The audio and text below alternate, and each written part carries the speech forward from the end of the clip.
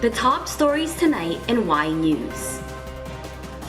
The Armed Forces of the Philippines, or AFP, have yet to provide details about the alleged collision of Filipino resupply ship and Chinese Coast Guard vessel during a resupply mission to the BRP Sierra Madre at Ayungin Shoal. A defense analyst believes that the Philippine government to register the country's continental shelf expansion with the United Nations is also in its interest regarding gas exploration.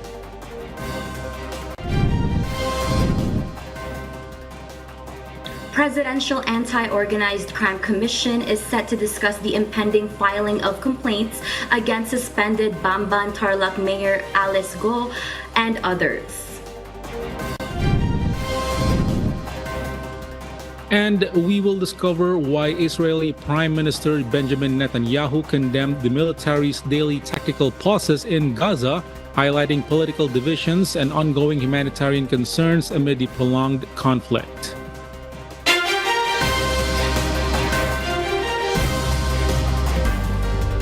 Good evening, Philippines and the world. Today is Monday, the 17th of June, 2024. Join us in the next hour as we deliver today's top stories around the Philippines and in other parts of the world. I am Orlin Quijano. We are also seen in 1,935 satellite monitoring centers nationwide and by live streaming worldwide through the UNTV News and Rescue social media channels. I am Joselito Liquido.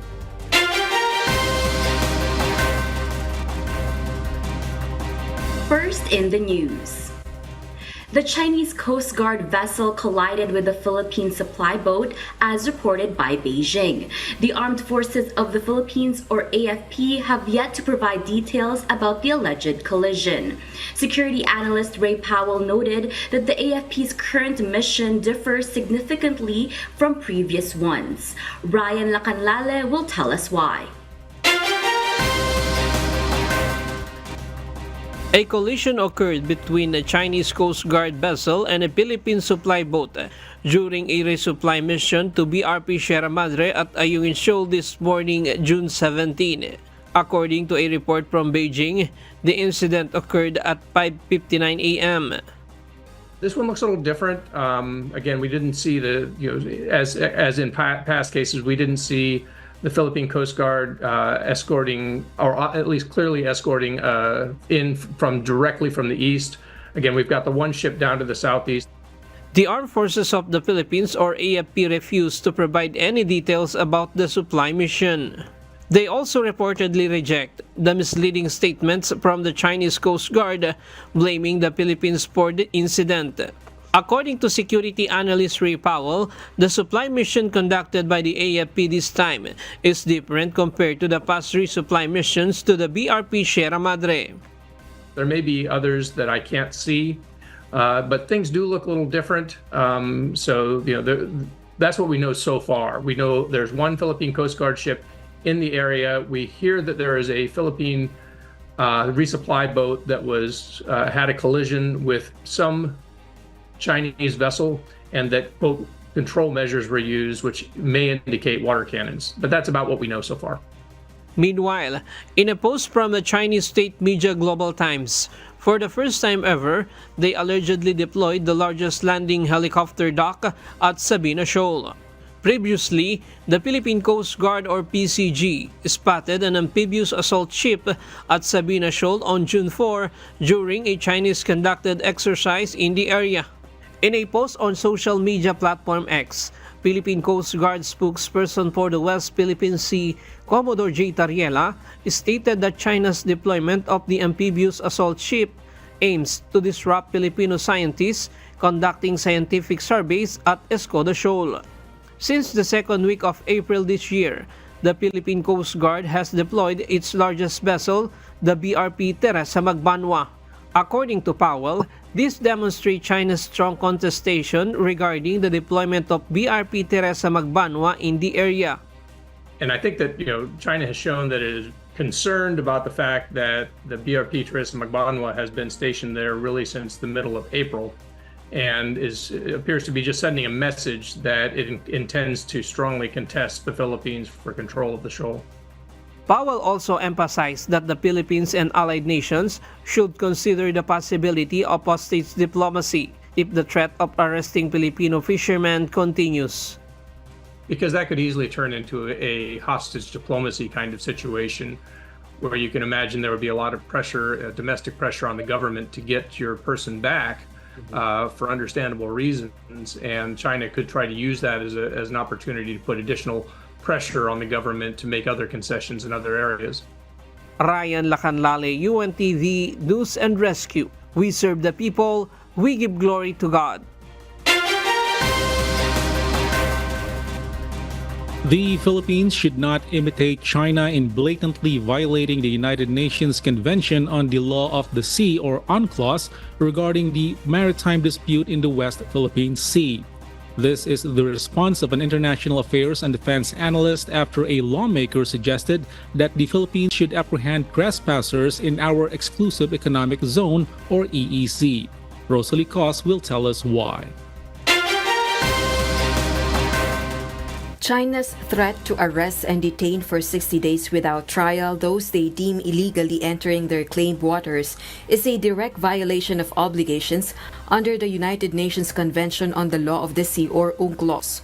UNCLOS outlines the rights and responsibilities of nations concerning the use of the world's oceans. According to international affairs and defense analyst Professor Renato de Castro, the Philippines should not emulate China.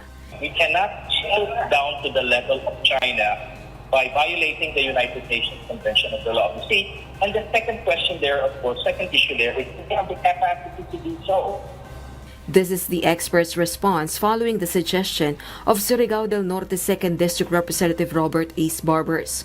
According to the lawmaker, trespassers, specifically Chinese vessels, should be apprehended if they enter our exclusive economic zone, or EEZ, without permission. He emphasizes that through this action, we are showing to the international community that we adhere to and respect international laws.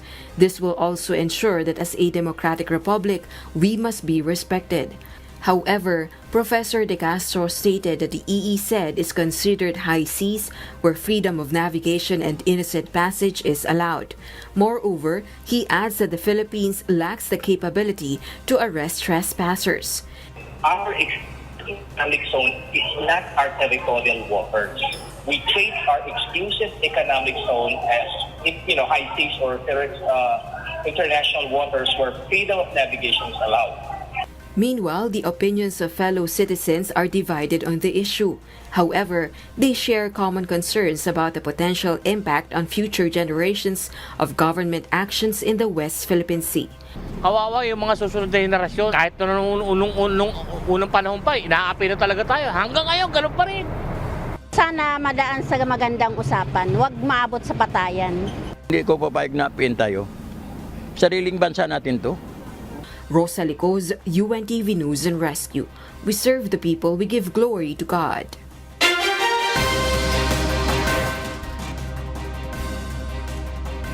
The action taken by the Philippine government to register the country's continental shelf expansion with the United Nations is considered a significant step. A defense analyst believes that this move by the Philippines is also in its interests regarding gas exploration. Nel Mariborho reports.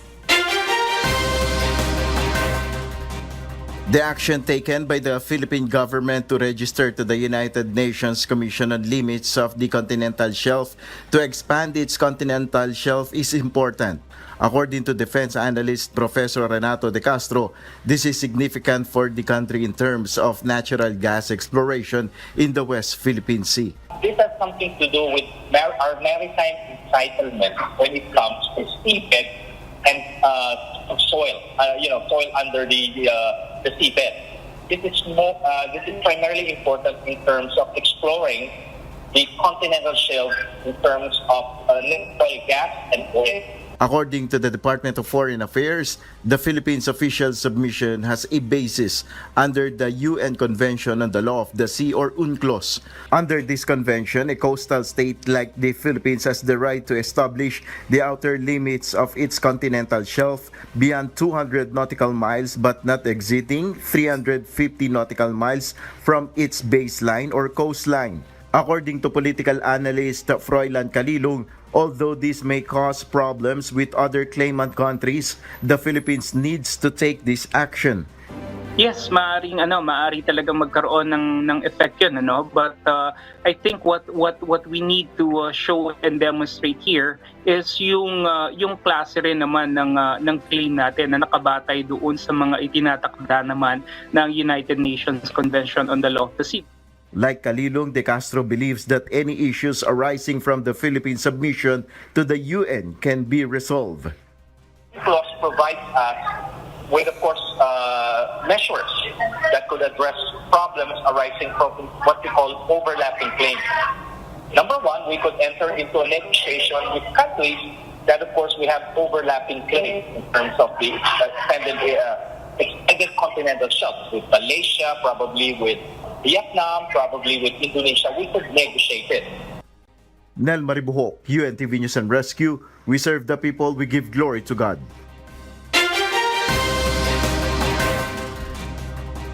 Some employees of the government's TV station, the People's Television or PTV, asked President Ferdinand Marcos Jr. to reinstate their former general manager Ana Puod. The replacement for Puod was announced by Malacanang last week. Dante Amento tells us why. Employees of the government station PTV are calling on President Ferdinand Marcos Jr. to address their current situation. In a press conference earlier today, the PTV Employees Association or PITEA expressed their concerns. Irene Borja, a board member of the group who has been with their station for nearly 3 decades, spoke on behalf of the employees. They are urging for the reinstatement of former general manager Ana Puod. According to the employees, Puod was removed from her position for reasons that remain unclear to them. Tulungan niyo po kami. Dapat maramdaman niyo po yung hinaing namin. Kung paano po kami nagkaroon ngayon ng disappointment, paano na naman ang PTV, paano na naman ang mga empleyado. The group explained Puod, as the general manager, cares about their situation, especially for their long aspiration that their co-workers will become regular in the company. Puod was appointed last June 2023 and has allegedly helped to boost the government-owned station in terms of reach and number of relay stations. Dati po ang pinaglalaban namin, tanggalin nyo ang GM na yan sapagkat hindi po maganda ang kanyang ginagawa. But this is the first time na ipaglaban namin ang isang general manager manatili sa PTV. Hindi namin alam kung anong criteria kasi kung pagbabasihan kung corrupt, hindi po corrupt ito.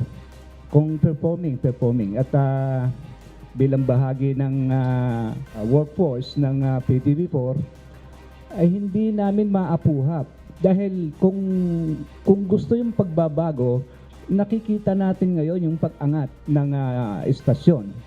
The PTV employees further said once the general manager is new, there would be some changes to be implemented, and it would affect the status of the employees.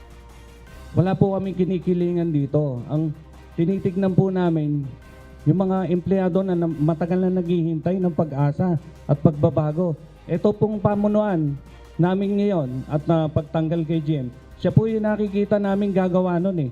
Mahabang proseso ang reorganization. Bago kami nakarating dito, mahaba ang proseso.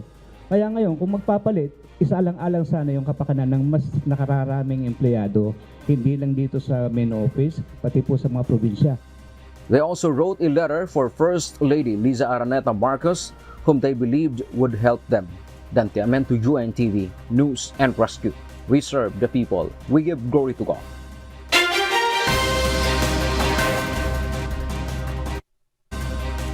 And for the news abroad,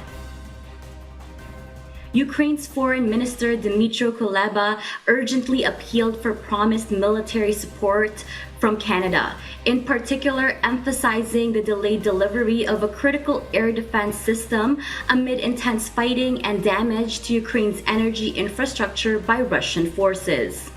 On January 2023, Canada announced plans to donate a $406 million surface-to-air missile defense system.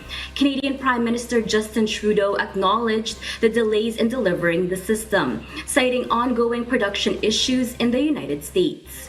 Both leaders participated in a peace summit convened by Ukrainian President Volodymyr Zelensky in Switzerland, underscoring the strategic importance of international cooperation in resolving the conflict that began with Russia's invasion in 2022. Trudeau refrained from committing to deploying Canadian military trainers to Ukraine, but affirmed ongoing support through training and aid initiatives. Canada announced over $52 million in aid to Ukraine, focusing on repairing infrastructure, clearing explosives, and supporting at-risk children, while condemning Russia's actions as contributing to humanitarian crises resembling elements of genocide. Israeli Prime Minister Benjamin Netanyahu condemned the military's daily tactical pauses in Gaza, highlighting political divisions and ongoing humanitarian concerns amid the prolonged conflict. These pauses from 0500 to 1600 GMT cover from the area from the Kerem Shalom crossing to the Salah al-Din Road. Netanyahu found the 11-hour humanitarian pause unacceptable, according to an official. Despite these pauses, operations continue in Rafah, where 8 soldiers were recently killed. Netanyahu's stance underscores political tensions about aid into Gaza, where a humanitarian crisis is worsening. National Security Minister Itamar Ben-Gvir condemned the pauses and called for the dismissal of those responsible. This reflects broader divisions within the ruling coalition and the military over the 9-month-long war. Recently, former General Benny Gantz left the government, criticizing Netanyahu's Gaza strategy. The coalition is also split over conscription of ultra-Orthodox Jews. Defense Minister Yoav Gallant opposed a law seen as inadequate for military needs, causing public anger. Religious parties strongly resist conscriptions, deepening divisions.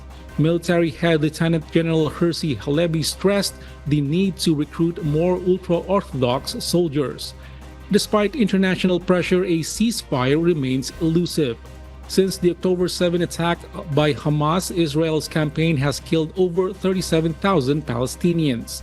Protests in Israel criticized the government for not securing the release of 120 hostages still in Gaza. Meanwhile, conflict with Hezbollah on the Israel-Lebanon border threatens to escalate. The government has extended support for evacuees from southern Israeli towns until August 15. We'll share more global stories with you later. For those watching our live streaming on YouTube, please click the subscribe button on your screen and ring the bell for notification. You may also follow us on Facebook, Instagram, and TikTok. The Philippine Coast Guard, or PCG, has dispatched its 3 ships to Bajo de Masinloc, or Scarborough Shoal, to assist and ensure the safety of our Filipino fisherfolks amid China's threat to arrest in the disputed territory. Under the direction of PCG Commandant CG Admiral Ronnie Hill Gavan, BRP Malapascua or MRRV 4403 and BRP Sindangan or MRRV 4407 were immediately deployed to the area for patrol. BRP Sindangan encountered shadowing by Chinese Coast Guard vessels upon arrival. Currently, there are Filipino fishing groups several nautical miles away from Scarborough Shoal. PCG has also distributed food and medicine to the fisherfolk in support of their activities in the area.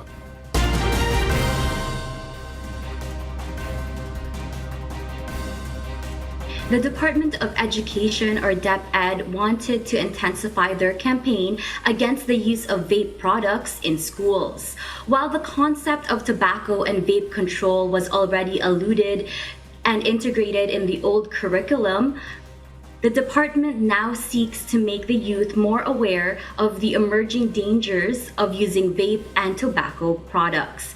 Jed Neresina details why.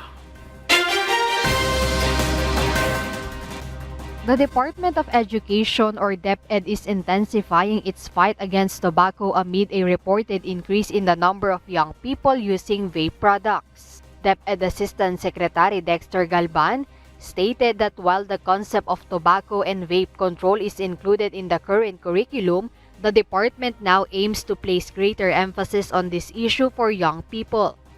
But we want to intensify that even more to update the kinds of products that are existing in the market, and at the same time to make them more familiar of the emerging dangers that are associated with it.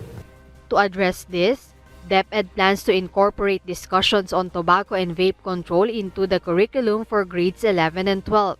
So these are scattered in different subjects, particularly the health components, of course, and then this is also alluded to in terms of the financial aspect, particularly because it's very expensive to be dependent on any substance. That's why there are healthier coping mechanisms that are highlighted. Assistant Secretary Galban also highlighted alternative activities for the youth, such as participating in sports and social-civic advocacies instead of using tobacco, e-cigarettes, or vape products.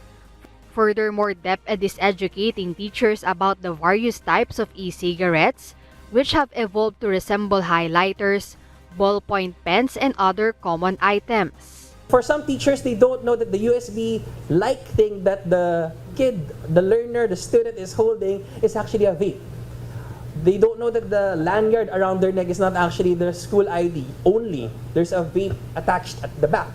Or they can come in a myriad of other forms. So we have to train our teachers to spot these particular products because they're rapidly evolving and changing. In relation to these efforts, the Department of Education seeks to collaborate with other government agencies to better monitor and protect youths from using tobacco and e-cigarettes or vape products. Jed Neresina, UNTV News and Rescue.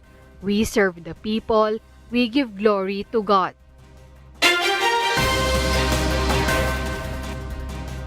The eruption of Mount Canlaon has significantly affected the livelihoods of residents on Negros Island, particularly the farmers. In Canlaon City, 1,300 rice farmers received free hybrid seeds from the National Rice Program. Additionally, 400 farmers received ATM cards with 5,000 pesos, which will be credited next week as financial assistance from the Rice Competitiveness Enhancement Fund. Meanwhile, 142 farmers who reported damage to their crops were given checks by the Philippines Crop Insurance Corporation. The qualifications for this assistance include registration with the registry system for basic sectors in agriculture. Based on a 24-hour observation by Philippine Institute of Volcanology and Seismology, or PHIVOLCS, as of June 17, Mount Canlaon remains at alert level 2, recording 6 volcanic earthquakes and emitting 1,807 tons of sulfur dioxide per day.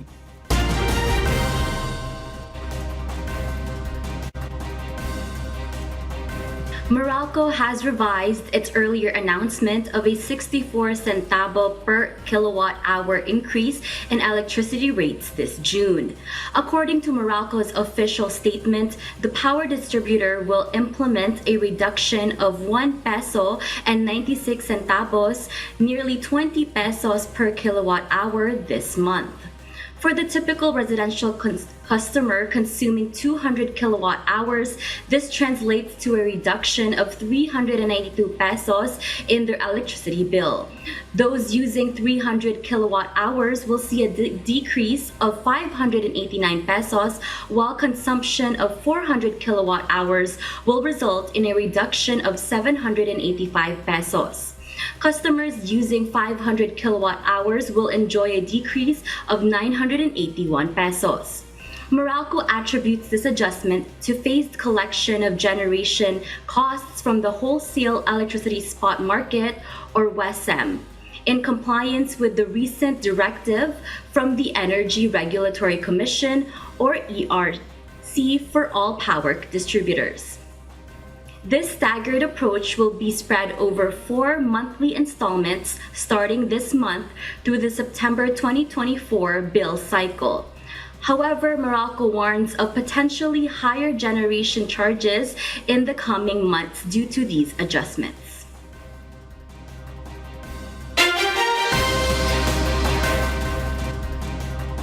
And in other global news, Ukrainian President Volodymyr Zelensky made a closing remark on Saturday. He stated that the outcomes of the Swiss summit and the possibility of peace talks with Russia will depend on whether the latter would withdraw from Ukraine's territory. Gerard Morale will tell us why. Ukrainian President Volodymyr Zelensky expressed willingness to hold peace talks with Russia if it withdraws from Ukrainian territory. However, Zelensky believed that Russian President Vladimir Putin would not end the war, emphasizing that he has to be stopped by through diplomatic or military options. Western aid alone is not enough to win the war, but the summit showcased sustained international support for Ukraine. However, some nations did not sign the final document, which blamed Russia for the widespread suffering and destruction caused by the war. The summit aimed to secure broad international support for ending the conflict in Ukraine, drawing participation from over 90 countries and international organizations. Russia and China did not attend, raising doubts about the summit's effectiveness. The final document called for the restoration of Ukrainian control over the Zaporizhzhia nuclear power plant and the release of prisoners and abducted children. President Zelensky thanked world leaders for attending and stressed that China is not considered an enemy of Ukraine. Gerard Moral, UNTV, News and Rescue. We serve the people, we give glory to God.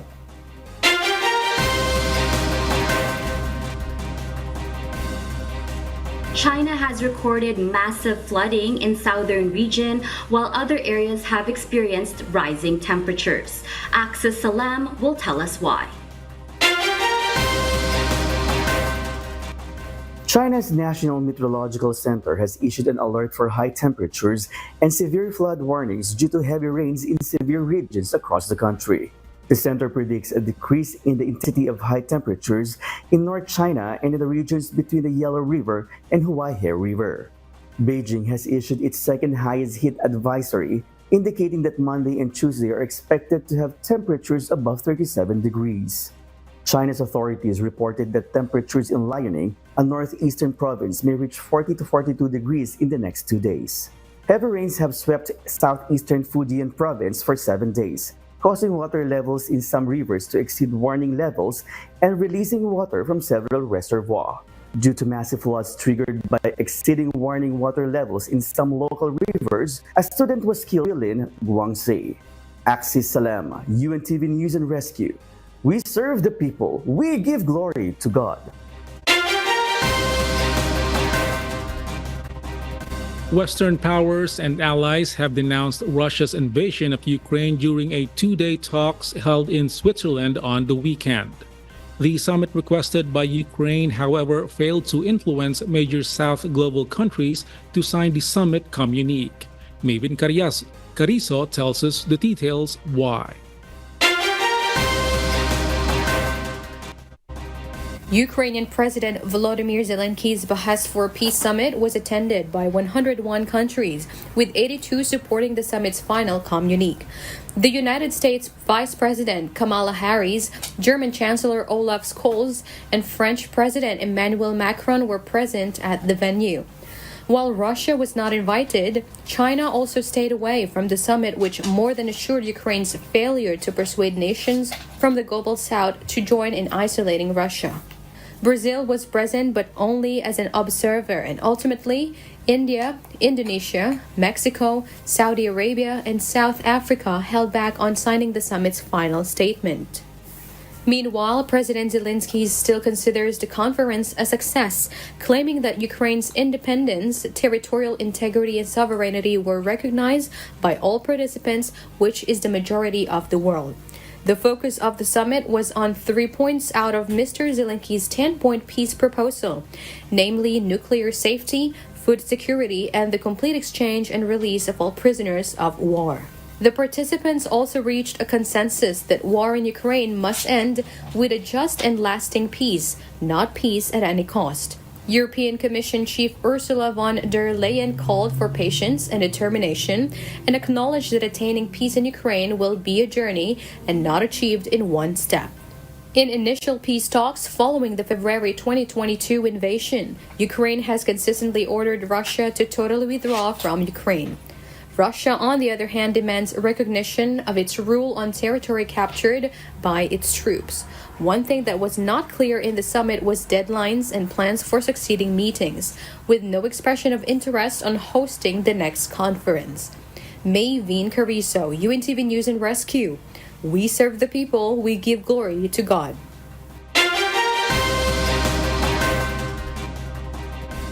And those are the reasons behind the news in other parts of the globe.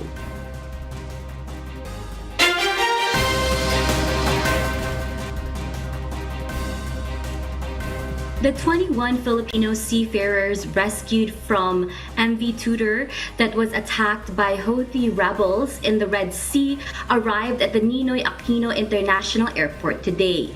The ship's captain, however, says they were happy yet traumatized in coming back home. Asher Kadapan Jr. tells us why. MV Tudor Captain Christian de Marique says they feared for their lives as Houthi rebels attacked their cargo ship while traversing the Red Sea on June 12. De Marique explains the coal-carrying cargo ship was blasted twice by the rebels, which halted their operation and were forced to keep themselves inside the vessel. Sobrang bilis na pangyayari, malaki po yung butas ng barko sa engine side. 10 minutes, wala pang 10 minutes, napuno na yung makina namin. Ganun po kabilis. Tapos yung pagsabog po, so lakas po ng sabog, pati yung salamin sa bridge, basag-basag. Ganun po kalakas. Nabingi po kami. As 21 of the 22 all-Filipino crews of the MV Tudor arrived from Bahrain at the Ninoy Aquino International Airport today, they were relieved and wished to stay at home with their families while recuperating from the incident.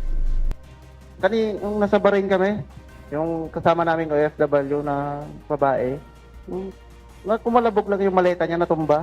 Lahat kami lingunan eh. Ganon po kami ka-trauma ngayon. Pag may konting kalabog lang. Kaya nga, yun nga, siguro magpahinga muna kami ng mga ilang buwan bago babalik. Upon arrival at NAIA, the seafarers undergo medical examination led by the Health Department. Health Secretary Teodoro Herbosa also assures continuous monitoring of the Filipino ship crews and provides psychosocial support from their near-death experience. There was a couple that had undergone some testing because of the loud explosion, ang tawag nun, effect ng blast injury. So usually have temporary loss of hearing, and majority of them, nung kausap ko kanina, para silang na battle shock, so yung post-traumatic stress. Meanwhile, Migrant Workers Secretary Hans Leo Kakdak says a search operation will be conducted to find the missing Filipino seafarer in MV Tudor. We have to be precise about this, no? He is missing, he has not been found, and he has to be searched before we can make conclusions kung anong nangyari sa kanya. He has to be found, searched and found. The Philippine government, in coordination with corresponding agencies, vows to provide financial and livelihood assistance to the seafarers and their qualified family members. Asher Kadapan Jr., UNTV News and Rescue. We serve the people, we give glory to God. The Presidential Anti-Organized Crime Commission is set to convene tomorrow, June 18, to discuss the impending filing of complaints against Bamban Mayor Alice Guo and others. According to PAOK spokesperson Winston John Casio, they will deliberate on strategies on strengthening the criminal charges they plan to lodge with the Department of Justice on Friday against the mayor. The agency also holds strong belief that they possess robust evidence against Mayor Guo, who allegedly signed numerous documents related to the raided Philippine offshore gaming operators in her municipality. They are currently investigating potential links to illegal activities in the raided Pogo hubs in Bamban and Porac, Pampanga.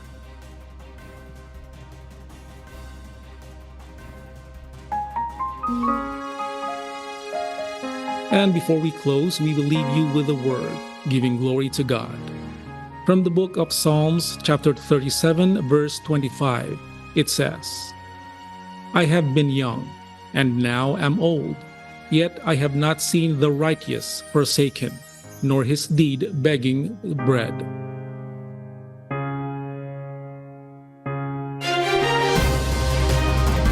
And those are the reasons behind the news, June 17, 2024.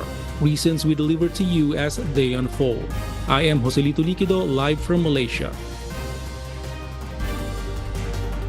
And because we need to know, we will always ask why. I am Oralyn Quijano, live from Toronto, Canada. We serve the people, we give glory to God.